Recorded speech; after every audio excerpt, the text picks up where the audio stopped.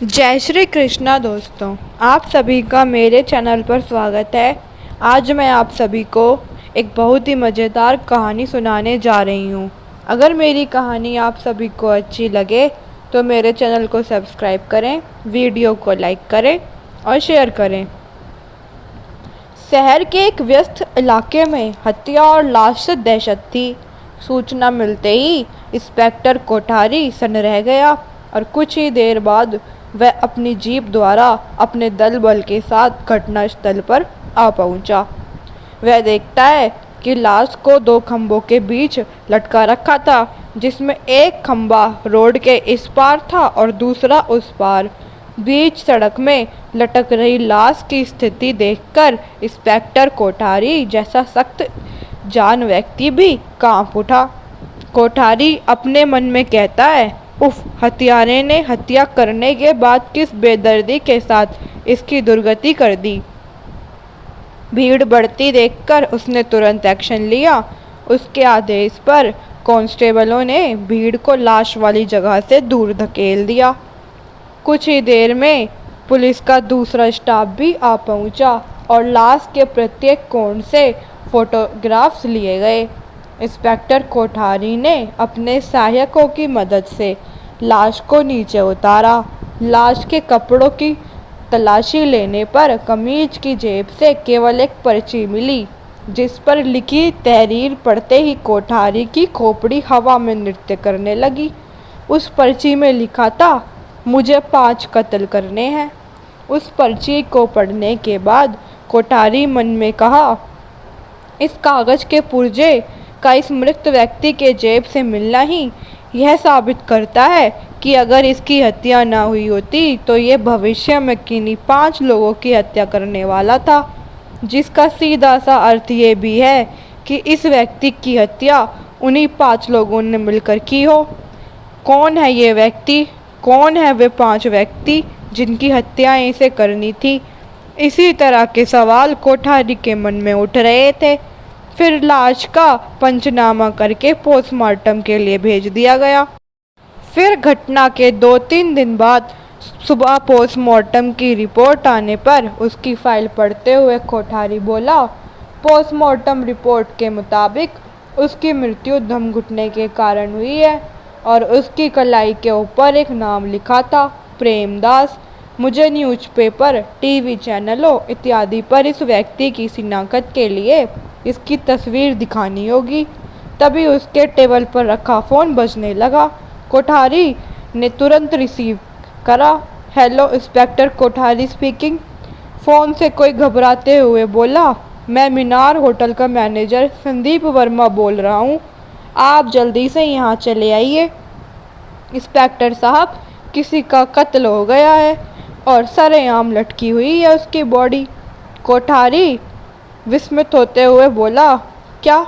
मैं पहुंच रहा हूं। आंधी तूफान की तरह जीप दौड़ाता पुलिस दल मीनार होटल की बहुमंजिली इमारत के निकट पहुंच गया, जहां अब तक सैकड़ों की तादाद में भीड़ एकत्रित हो चुकी थी। और उस भयानक दृश्य को देखकर कोठारी भीतर तक दहल उठा और बोला, oh my God! Minar hotel और उसके सामने के रोड के उस पार दूसरा होटल जो है मीनार, उसकी ऊंचाई के बराबर। इन दोनों होटलों के सबसे ऊपरी मंजिल में एक रस्सी उस होटल से बंधी थी और एक रस्सी दूसरे होटल से बंधी थी और उसी रस्सी के बीच लाश रोड पर लटकी हुई थी। इस भयानक मंजर को देखकर भीड़ में एक व्यक्ति बोला, हत्यारे का दुस्साहस देखो साहब, लाश कैसे सरेआम लटका गया। भीड़ में दूसरा आदमी बोला, हत्यारा जरूर होटल के अंतिम माले पर रह रहा होगा। इधर इंस्पेक्टर कोठारी अपने स्टाफ से बोले, तुम सब मेरे साथ होटल के भीतर चलो। हवलदार की तरफ देखते हुए, और हवलदार सिंह, तुम होटल के रिसेप्शन काउंटर से फायर ब्रिगेड को फ़ोन करके जल्दी यहाँ जल्द बुलाओ। मीनार होटल की लॉबी में प्रवेश करते ही होटल मैनेजर बोला, आइए इंस्पेक्टर साहब, मेरा नाम संदीप है। कोठारी बोला, ओह, आपने ही फ़ोन किया था। खैर, हम बिल्डिंग के उस हिस्से में जाना चाहते हैं जहां से लाश को लटकाया गया है। शीशे की बनी लिफ्ट द्वारा वे लोग छत की ओर जाने लगे। 20वीं मंजिल पर लिफ्ट रुकी, फिर छत पर वे सीढ़ियों द्वारा पहुंचे। कोठारी 20वीं मंजिल से लाश लेकर हत्यारा इन्हीं सीढ़ियों से होकर गुजरा होगा, या फिर हत्या छत में ही की होगी। तभी मैनेजर ने छत की टंकी की तरफ खून देखा और बोला, वहाँ देखिए साहब, खून, हत्या वहाँ की गई है। इंस्पेक्टर कोठारी बोला, आप सब लोग यहीं रुकिए, क्योंकि सबके ऊपर जाने से हत्यारे के उंगलियों और जूतों के निशान मिट सकते हैं। होटल मैनेजर, यही सोचकर अभी तक मैंने किसी को छत पर चढ़ने नहीं दिया था, और सामने वाले होटल दीप शिखा के मैनेजर को भी फ़ोन पर मैंने ऊपर जाने से मना कर दिया था। इंस्पेक्टर पानी की टंकी के निकट पहुंचा, जहां रस्सी का चोर बंधा हुआ था। कोठारी लाश की तरफ देखते हुए मन मन में कहा, हत्यारे ने खून करने के बाद लोहे के इस तार को अवश्य ही एंकर की मदद से होटल दीपशिखा की छत पर पहुंचाया होगा। एंकर उधर छत पर मिलेगा। कोठारी नीचे की तरफ देखते हुए बोला, हवलदार रामदीन, फायर ब्रिगेड की गाड़ी आ चुकी है। तुम तुरंत नीचे जाओ और फायर ब्रिगेड से लाश को नीचे उतरवाने के लिए कहो। हवलदार रामदीन बोला, ओके सर। फायर ब्रिगेड द्वारा लाश उतारने की कार्यवाही शुरू हुई। उधर फायर ब्रिगेड कर्मचारियों द्वारा लाश उतारी जा रही थी और इधर फिंगरप्रिंट एक्सपर्ट, फोटोग्राफर इत्यादि अपना काम कर रहे थे। कोठारी जमीन के हिस्से में इशारा करके फोटोग्राफर से बोला, इधर कुछ निशान होने की उम्मीद है मुझे। एक्सपर्ट द्वारा फुटप्रिंट प्रिजर्व डालकर वहाँ से किसी के जूते के निशान उठाए गए। फिर पंचनामे के बाद लाश को पोस्टमार्टम के लिए भेज दिया गया। इंस्पेक्टर कोठारी ने होटल दीपशिखा की छत से एंकर भी बरामद कर लिया और अगले दिन कुछ पढ़ता पढ़ता इंस्पेक्टर कोठारी बुरी तरह उछल पड़ा। कोठारी, ये कैसे हो सकता है? रजत, क्या हुआ इंस्पेक्टर साहब? इस प्रकार स्प्रिंग की तरह क्यों उछल रहे हो? रजत, जो टेली टाइम का रिपोर्टर था, वह उस लाश के विषय में ही जानकारी एकत्रित करने आया था और कोठारी का अभिन्न मित्र भी था। कोठारी बोला, बात ही कुछ ऐसी है रजत कि तुम सुनो तो तुम भी उछल पड़ो। रजत बोला, अगर मैं गलती पर नहीं हूँ तो इस समय तुम होटल मीनार के सामने सरेआम लटकी हुई लाश की पोस्टमार्टम और अन्य रिपोर्ट पढ़ रहे हो।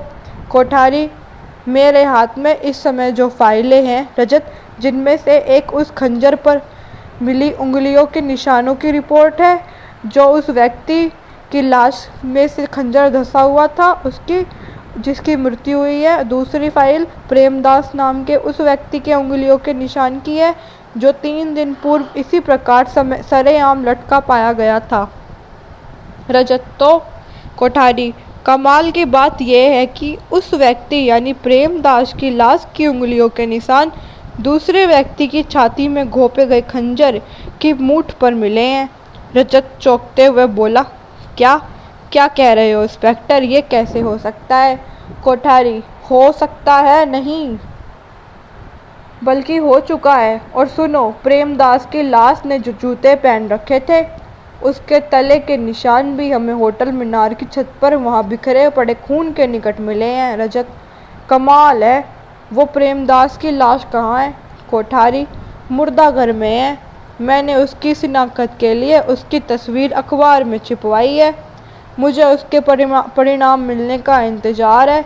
अगर 3 दिन तक उसकी शिनाख्त के लिए कोई नहीं आता तो उसके बाद उसका अंतिम संस्कार करा देंगे।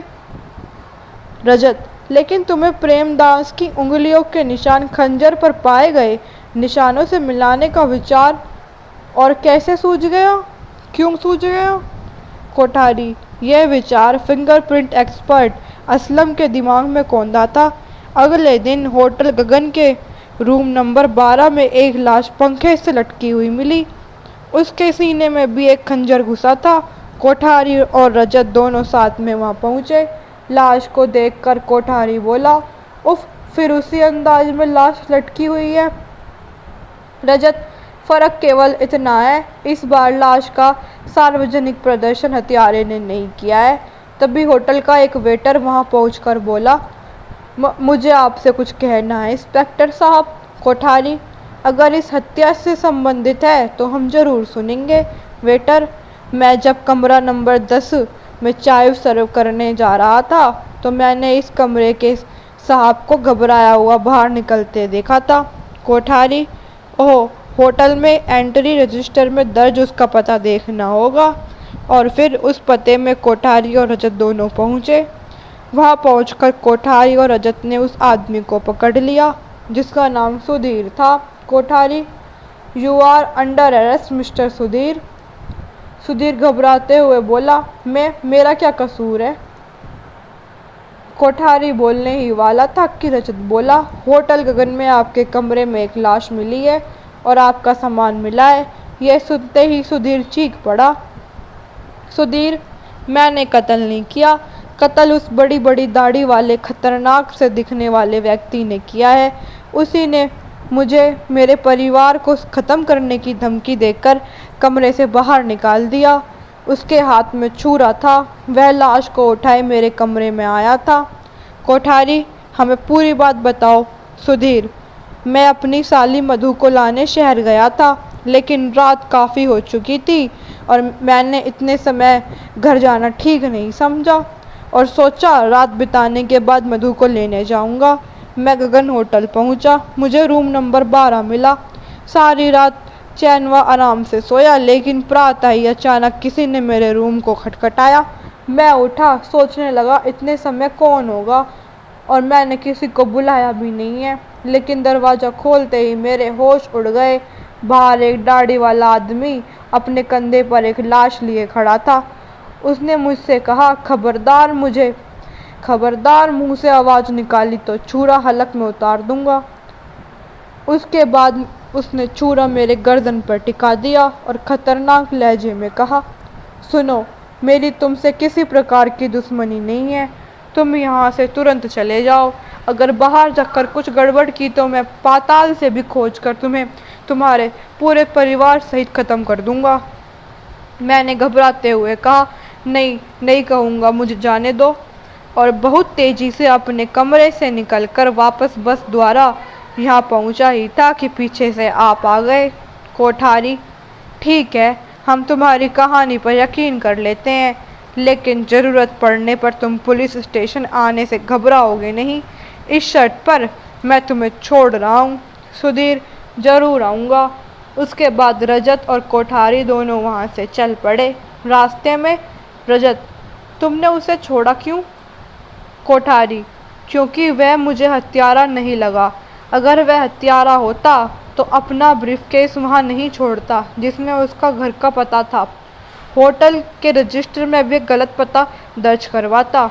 अगले दिन लाश की पोस्टमार्टम रिपोर्ट आने के बाद कोठारी और रजत स्टेशन पर बात करते हुए, कोठारी, लाश के छाती में धंसे छुरे पर भी इस बार प्रेमदास की उंगलियों के निशान मिले हैं और मृतक के अलावा वहाँ जूतों के जो निशान मिले हैं वह प्रेमदास के उन्हीं जूतों के हैं जो उसकी लाश के पांव से उतारे गए थे। रजत आश्चर्य से, क्या? कोठारी, हाँ, जो हुलिया सुधीर ने बताया वह भी प्रेमदास से मिलता जुलता है। उस प्रेमदास से जिसकी जेब से निकली एक पर्ची पर 5 कत्ल करने की बात लिखी हुई थी। रजत, और अब तक 2 कत्ल हो चुके हैं। कोठारी, तो क्या ये कत्ल प्रेमदास का भूत कर रहा है? रजत, भूत ही हो सकता है, वरना एक मृत व्यक्ति के जूतों और उंगलियों के निशान हत्या में प्रयुक्त छुरे और घटनास्थल पर क्यों मिलते? कोठारी, मैं ये सब बकवास नहीं मानता। शायद इस बार पाला किसी बहुत ही चालाक हत्यारे से पड़ा है और मैं उसे बेनकाब करके रहूँगा। तभी कोठारी के ऑफिस में एक आदमी प्रवेश करता है और कोठारी से बोलता है, मेरा नाम अजय है, अजय प्रेमदास। कोठारी, तुम कहीं प्रेमदास के पुत्र तो नहीं हो? अजय, जी हाँ, दरअसल मेरे अलावा पापा का कोई नहीं है और आज बंगलौर से लौटने पर मैंने जब न्यूज़पेपर में पापा की तस्वीर देखी तो मेरे पापा कहाँ हैं इंस्पेक्टर साहब? इंस्पेक्टर कोठारी अजय को मुर्दा घर ले जाता है और वहाँ अजय अपने पिता की लाश देखकर रोने लगा। उसके बाद प्रेमदास की लाश उसके पुत्र अजय को सौंप दी गई। अगले दिन एक हवलदार कोठारी को बताता है, हवलदार सर, दोनों लाशों के बारे में पता चल गया है। होटल मीनार वाली मिस्टर कपूर की और होटल गगन वाली मिस्टर खंडेल लाल की है। इन दोनों में एक ही बात कॉमन है और वह यह कि ये दोनों दोस्त हैं। जबकि इधर शहर के बाहर जाने वाली सड़क के किनारे बने एक ढाबे पर एक सरदार अपने साथी से कहने लगा, ओ 5 बज गए, जबकि ट्रक लेकर 8 बजे पहुंचना है। जल्दी उठ जा सुच्चा सिंह, बहुत देर हो गई है। दोनों शीघ्रता से ही हाथ मुंह धोकर ट्रक पर सवार हो गए, लेकिन उन दोनों ने अपने ट्रक के पीछे एक लंबी रस्सी नहीं देखी जो काफ़ी दूर तक थी। सुच्चा सिंह ने तेजी से ट्रक दौड़ा लिया। ट्रक चल रहा था, तभी उसके सामने से आ रही एक कार में बैठे आदमी ने रस्सी को देखा, लेकिन तब तक ट्रक उस कार की बगल से निकल चुका था। दूसरे ही पल में वह कार पूरी गति के साथ मोड़ काटकर ट्रक वाली दिशा की ओर पलटी और ट्रक के पीछे गया और ट्रक को रोकने के लिए हॉर्न बजाने लगा। ट्रक में सुच्चा सिंह कार को देखकर सरदार से रुकने के लिए कहा। सरदार ने ट्रक रोका और कार वाले से कहा, बोलो क्या काम है और ट्रक को क्यों रोका है? कार वाला बोला, जरा ट्रक से नीचे उतर कर आओ, फिर खुद ही पता चल जाएगा। तब तक आसपास दूसरे वाहन भी आकर रुक चुके थे। कार वाला ट्रक वाले को उसके ट्रक के पीछे ले गया और बोला, ये देखो, ट्रक के पीछे रस्सी में एक लाश बंधी थी जिसके सीने में एक खंजर घुसा हुआ था जो ढाबे से घसीटते हुए आ रही थी। यह सब देखकर सरदार घबराते हुए बोला, लाश यहाँ हमारे ट्रक के पीछे किसने बांध दी? कार वाला, चमका देने की कोशिश मत करना, यह खून तुमने ही किया है। सामने ही चेक पोस्ट है, पकड़कर दोनों को पुलिस के हवाले कर दो। इतना ही सुनते ही सरदार और सुच्चा सिंह भागने लगे, लेकिन तब तक वहाँ की लोकल पुलिस आ जाती है और उन दोनों को पकड़ लेती है। उसके बाद लोकल पुलिस इंस्पेक्टर कोठारी को इस कत्ल की सूचना देते हैं। कोठारी सूचना सुनने के बाद रजत से बोले, जो उन्हीं के पास बैठा था। कोठारी, उफ, एक कत्ल और, शायद ये भी उसी ने किया हो। रजत, अगर यह सच है तो यह तीसरा कत्ल है, अभी भी 2 कत्ल और होने बाकी हैं। कोठारी अपने सिर पर हाथ रखकर मायूस होकर कहता है, कुछ समझ नहीं आ रहा। कत्ल होने का शक जिस पर था उसकी लाश अजय प्रेमदास को सौंप दी गई है। अब किसे कातिल समझे? रजत, किसी और को कातिल समझते हो तो यह फिर गुत्थी सुलझानी होगी कि प्रेमदास की उंगलियों और जूतों के निशान घटनास्थल पर कैसे बन जाते हैं। इंस्पेक्टर कोठारी कुछ नहीं बोला और चुपचाप बैठा रहा। अचानक उसको कुछ याद आया। अगले ही पल उत्साहित सा वह फ़ोन के नंबर डायल करने लगा। रजत, क्या हुआ इंस्पेक्टर, किसे फ़ोन कर रहे हो? कोठारी, अजय प्रेमदास को। उधर फ़ोन का रिसीवर उठाते ही कोठारी बोला, हेलो, मैं इंस्पेक्टर कोठारी, केवल एक बात जानना चाहता हूँ कि क्या आप किन्हीं खंडेलवाल और कपूर को जानते हैं? जी हाँ, ये दोनों पापा के नाइट क्लब के दोस्त थे। इतना बात करने के बाद फ़ोन कट कर दिया और इसके बाद कोठारी रजत के साथ घटनास्थल की ओर चला जाता है। जिस समय वह घटनास्थल से चेक पोस्ट तक पर पहुँचे उन्होंने सुच्चा सिंह और सरदार को वहाँ पाया। कोठारी, तो तुम दोनों ट्रक चला रहे थे? सरदार, जी हुजूर, लेकिन हुजूर, हम उस लाश के विषय में कुछ नहीं जानते। अगर जानते होते तो फिर इस प्रकार लाश लेकर सरेआम चेक पोस्ट से गुजरने की हिम्मत कैसे करते? रजत इंस्पेक्टर से बोला, ट्रक के पास मिली लाश के सीने पर वही छुरा है जैसा उन दूसरी लाशों पर था। कोठारी, इसका मतलब इनको वाकई कुछ नहीं पता। फिर 1-2 सवाल पूछने के बाद कोठारी ने सरदार से कहा, ठीक है, तुम दोनों बेकसूर हो, लेकिन तुम्हारा ट्रक अभी पुलिस कार्रवाई तक यहीं रहेगा। सरदार जी, कोई बात नहीं, हम मालिक से बात कर लेंगे। ठीक 2 घंटे बाद लाश को पोस्टमार्टम के लिए भेजने के बाद कोठारी रजत से बोलता है, ट्रक से बंधे व्यक्ति का खून निसंदेह उसी हत्यारे ने किया है। जो पहले भी 2 कत्ल कर चुका है, और जहाँ से ट्रक चला आ रहा था वहाँ से कुछ ही दूर पर अजय प्रेमदास रहता है। रजत, वह हत्याएं क्यों करने लगा? कोठारी, यह मत भूलो कि उसके बाप का कत्ल हुआ है। हो सकता है वह कातिलों को जानता हो, इसलिए अब उनकी हत्याएं करके बदला ले रहा हो। रजत, नहीं, मुझे नहीं लगता वह कातिल हो सकता है। हत्याओं के दौर में वह बंगलौर में था।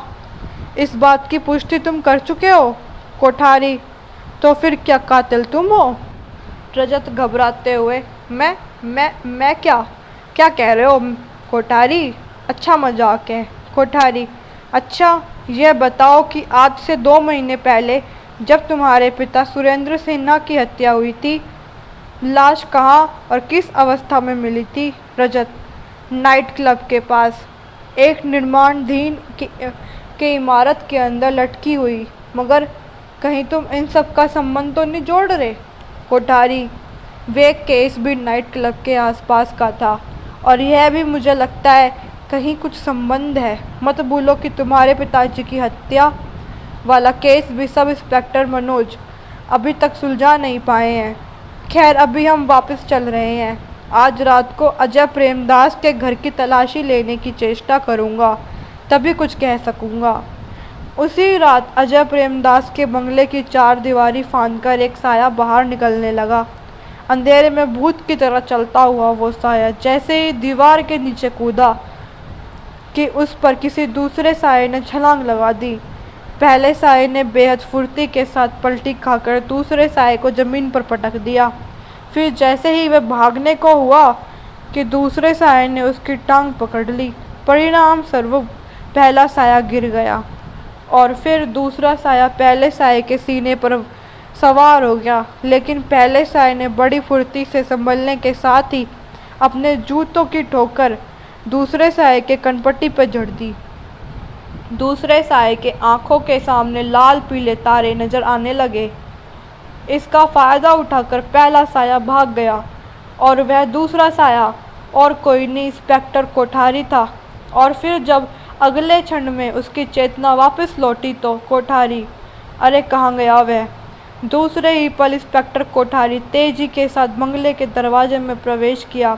तभी कोठारी को गेट के पास अजय मिला। अजय कोठारी को देखकर बोला, अजय? अरे इंस्पेक्टर साहब, आप इस वक्त? कोठारी, तुम शायद कहीं जा रहे हो। अजय, नहीं, बल्कि जब से फैक्ट्री से लौटा हूँ, पिताजी की मृत्यु से परेशान हूँ, इसलिए अब तक कपड़े भी नहीं उतार पाया। कोठारी शक के नज़र से बोला, या फिर तुम्हें यह एहसास हो गया कि मैं तुम्हारे घर की निगरानी कर रहा हूँ और तुम पिछले रास्ते से नकाब पहनकर निकल रहे थे, और जब मैंने तुम्हारी ये कोशिश नाकाम कर दी तो अब तुम तुरंत ही मुझसे मिलने यहाँ पहुँचे हो। क्या मैं पूछ सकता हूँ कि इस वक्त तुम एकाएक ही बाहर क्यों निकल आए? अजय, आप बेवजह ही मुझ पर शक कर रहे हैं। मैं तो ये जानने आ रहा था कि बाहर से कुछ देर पहले जो चीखें आ रही थी किसकी हैं, और फिर मुझे आपसे छिपकर बंगले से बाहर आने की क्या ज़रूरत है? कोठारी, तुम्हारी आवश्यकता एक और कत्ल भी तो हो सकता है। अजय, क्या क्या कह रहे हैं आप? मैं किसका कत्ल करने जा रहा हूँ? कोठारी, अपने पिता के हत्यारे का। और अगर तुम ऐसा नहीं करने जा रहे थे तो तुम मुझे अपने घर की तलाशी बिना किसी रोक टोक के लेने दोगे, अन्यथा मैं समझूंगा कि तुम ही कातिल हो। अजय, आइए, बड़े शौक से आपकी तलाशी लीजिए। दोनों बंगले के भीतर आ पहुँचे, और एक कमरे में पहुँचने के बाद अजय कोठारी से बोला, मेरे बंगले में कुल 5 कमरे हैं, आप 1-1 इंच की तलाशी ले सकते हैं। कोठारी, हाँ, लेकिन इस बीच तुम मेरे साथ रहोगे। इंस्पेक्टर तलाशी लेने लगा और अपने मन में सोचने लगा, अगर यही हथियारा है तो चाकू और जूते मुझे यहीं मिलेंगे। और फिर दूसरे कमरे में कपड़े की अलमारी की तलाशी लेता है। अलमारी की तलाशी लेते अचानक वह चौंक पड़ा। उसने अलमारी में कपड़ों के बीच एक छुरा देख लिया और फिर अपने मन में कहा, ओह नो, यह ठीक वैसा ही चाकू है जैसा कि पहले मिली तीनों लाशों के सीने में धंसे मिले थे। लेकिन उसने चाकू को बिना छेड़े अलमारी बंद कर दी और सोचा, इसका मतलब जूते भी यहीं कहीं होंगे। फिर उसे इधर उधर थोड़ा मशक्कत करने के बाद एक जगह 3-4 जोड़ी जूते मिल गए और उन जूतों की तरफ देखते हुए उसने अपने मन में सोचा, कहा, अरे ये रहे वे जूते, इनका तला घटनास्थल से मिले निशानों जैसा ही है। फिर भी उसने तलाशी जारी रखने का नाटक किया और अंत में कोठारी अजय से बोला, माफ़ करना मिस्टर अजय प्रेमदास, मैंने आप पर खामखाई शक किया। I am very sorry. Ajay, तो मैं पहले ही कह रहा था मगर आप ही नहीं माने। फिर वह रात ऐसे ही गुजर गई। अगले दिन सुबह अपने ऑफिस में इंस्पेक्टर कोठारी बैठा कुछ कर रहा था, तभी वहाँ रजत आ पहुँचा। रजत को देखते ही कोठारी बोला, कोठारी आओ रजत, बैठो, हत्यारे का पता चल गया। कोठारी बस नाम बताने वाला ही था, तभी टेलीफोन की घंटी बजी। कोठारी ने रिसीवर उठाया और विस्मित होते हुए बोला, क्या? ओ नो, ठीक है, मैं अभी पहुंच रहा हूँ। रजत, क्या हुआ कोठारी, फिर से कोई कत्ल तो नहीं हो गया?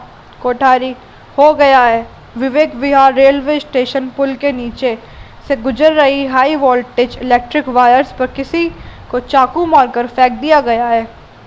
दोनों तुरंत ही विवेक विहार रेलवे स्टेशन पुल के पास पहुंचे। रजत, कहीं ये हत्या भी उसी हत्यारे ने तो नहीं की? कोठारी, हो सकता है, वरना चाकू मारने के बाद उसे तारों में फेंकने का दुस्साहस करना ही किसी के बस का काम नहीं हो सकता।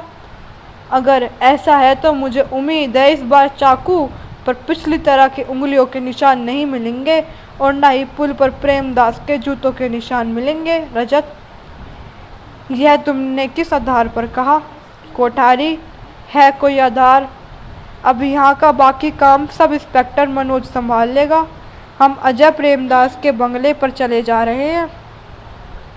दोनों अजय के बंगले की ओर चल पड़े। अजय प्रेमदास बंगले पर ही मिल गया। रजत अभी भी कुछ समझ नहीं पा रहा था कि कोठारी क्या करना चाहता है। कोठारी अजय से, you are under arrest mister Ajay Premdas. Ajay घबराते हुए, क्या मतलब, यह क्या बदतमीजी है इंस्पेक्टर? कोठारी, अब भी पता चल जाएगा। फिर कोठारी कमरे की अलमारी के पास गया और उसने वहाँ रखा चूरा निकाला और अजय और रजत को दिखाया। अजय चकित होते हुए बोला, यह यहाँ कैसे आया? कोठारी, यह देखो रजत, यह वह प्रेमदास की छाप वाला चाकू है। प्रेमदास की उंगलियों के निशान इस चाकू पर हैं और आज होने वाला कातिल का अंतिम कत्ल था। रजत चौंकते हुए बोला, क्या? लेकिन आज तो चौथा कत्ल हुआ है ना, जबकि प्रेमदास की जेब से मिले पर्चे के अनुसार 5 कत्ल होने हैं। कोठारी, यही तो हत्यारे की चालाकी है। दरअसल 5वां कत्ल खुद प्रेमदास का हुआ है। रजत, क्या मतलब? मेरी तो कुछ समझ में नहीं आ रहा।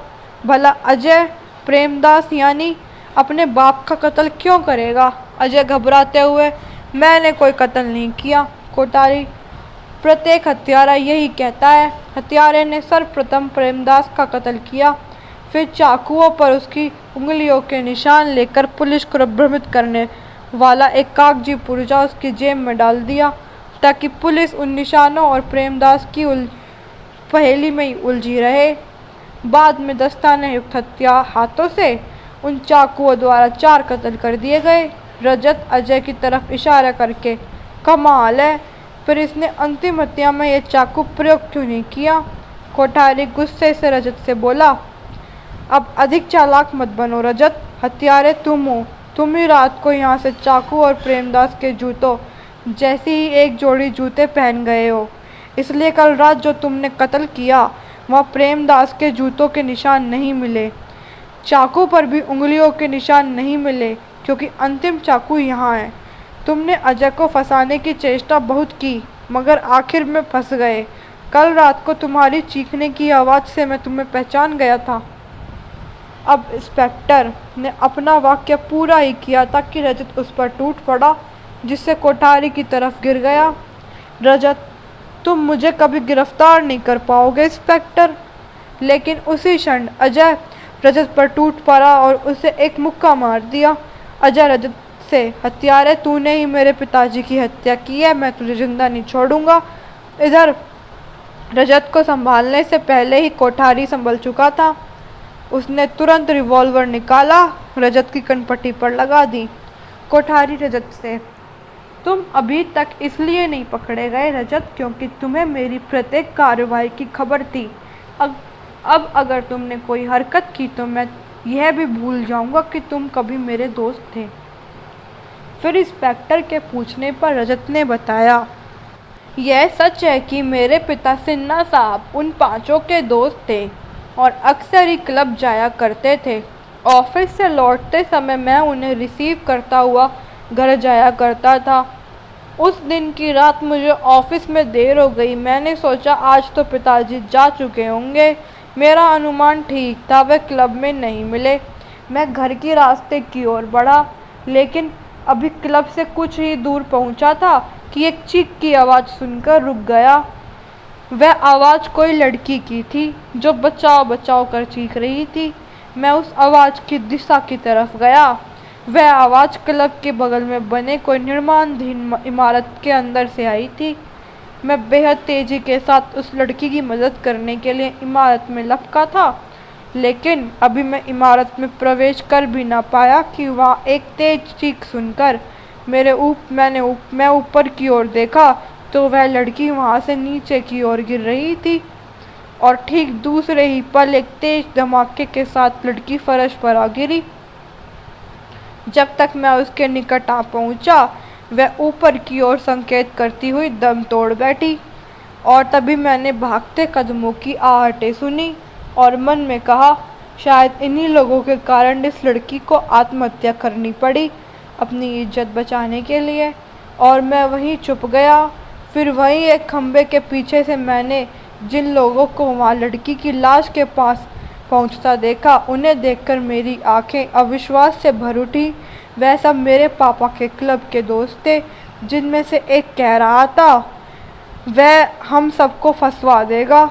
उसका एक ही बयान हमें फांसी के फंदे तक पहुंचा देगा। दूसरा बोला नहीं पहुंचाएगा।